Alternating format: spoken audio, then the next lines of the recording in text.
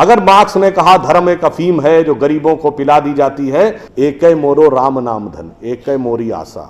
हम सबसे युवा देश और सबसे प्राचीन सभ्यता है, इसलिए नहीं कि बड़ा बड़ा इलाका अलेक्जेंडर द ग्रेट की तरह कब्जा कर लिया। हमारे यहाँ महात्मा गांधी महान हुए, ना कि प्रधानमंत्री रहने वाले नेहरू महान। त्याग का महत्व था।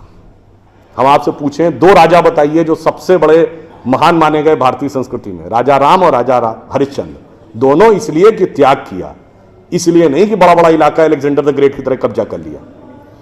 अब मैं एक आपको उदाहरण देता हूं, वो त्याग कैसे समाज में रचा बसा था।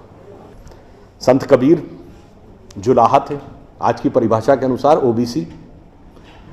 जब उनके बेटे ने भगवान के भजन के बजाय पैसा कमाना शुरू किया तो कबीर ने क्या कहा? उनके बेटे का नाम था कमाल। उन्होंने कहा, बूढ़ा वंश कबीर का उपजा पूत कमाल, और हरि का भजना छोड़ के घर ले आया माल।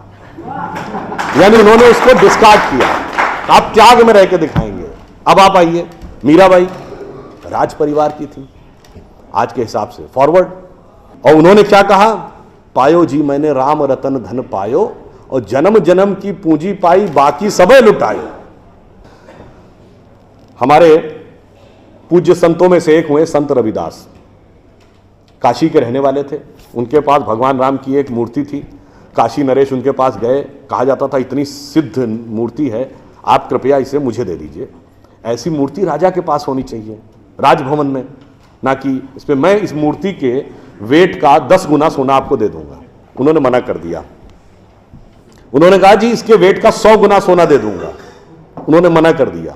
तो राजा को थोड़ा क्रोध आ गया। उसने कहा ऐसा है रैदास जी, आज जिस झोपड़ी में रह रहे हैं इसमें जितना सोना आ सकता हो नीचे से ऊपर तक उतना भर लीजिए, उतना मैं आपको देने को तैयार हूं। तो एक बार उनकी पत्नी का मन आया कि भाई ऐसा बढ़िया ऑफर नहीं मिलेगा, अब हमें इस पर विचार कर लेना चाहिए। रैदास ने क्या जवाब दिया?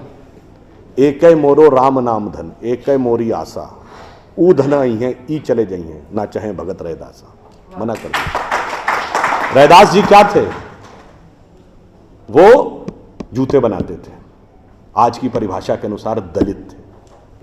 उन्होंने भी पैसे की तरफ नहीं देखा। और अंत में ये सब एक ही कंटेम्प्रेरी है, तुलसीदास जिन्होंने रामचरितमानस लिखी, वो ब्राह्मण थे, फॉरवर्ड आज के जमाने के हिसाब से। कहा जाता अकबर उनके पास गए।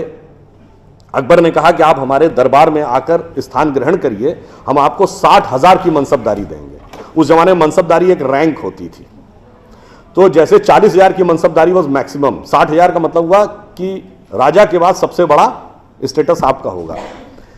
तो तुलसी ने क्या जवाब दिया? हम तो सेवक राम के हियो धरो दरबार, हमारे तो हृदय में भगवान राम का दरबार धरा हुआ है। तुलसी का अब होएंगे नर के मनसबदार। ये मैंने क्यों बताया?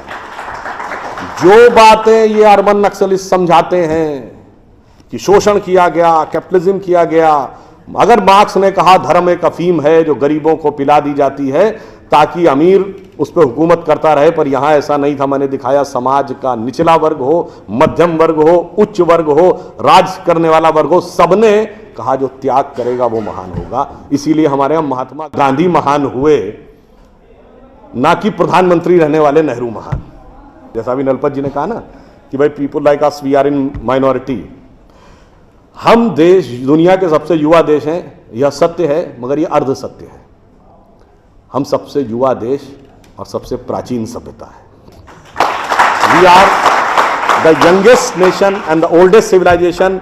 तो एक गौरवशाली हमारा भूतकाल है और एक शानदार भविष्य है जो हमारी प्रतीक्षा कर रहा है। बस बीच के इस माया के प्रपंचों को से हम बचे रहें तो कहीं कोई संदेह नहीं है। एक पंक्ति कहकर समाप्त करूंगा कि गौरवशाली था भूत, भविष्य भी महान है, अगर संभालें आप उसे जो वर्तमान है। धन्यवाद।